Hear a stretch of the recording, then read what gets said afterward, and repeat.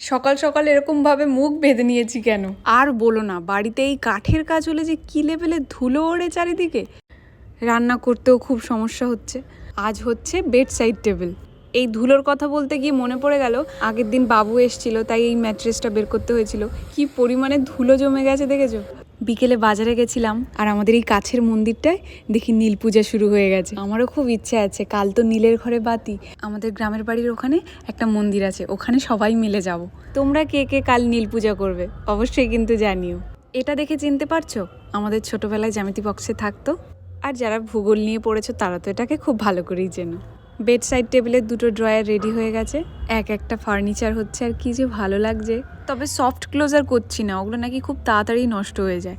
আবার বাজারে যেতে হবে ল্যামিনেটস পছন্দ করার জন্য। বাড়ির কাজ হচ্ছে একদিকে আনন্দের আর একদিকে চাপের। এটা আনোরে ওটা আনোরে, এই প্ল্যানিং করো ওই প্ল্যানিং করো, ওফ হেডবোর্ড হচ্ছে। যাই হোক, চলো সবাই ভালো থাকো, আজকে তাহলে আসি, দেখা হচ্ছে কাল।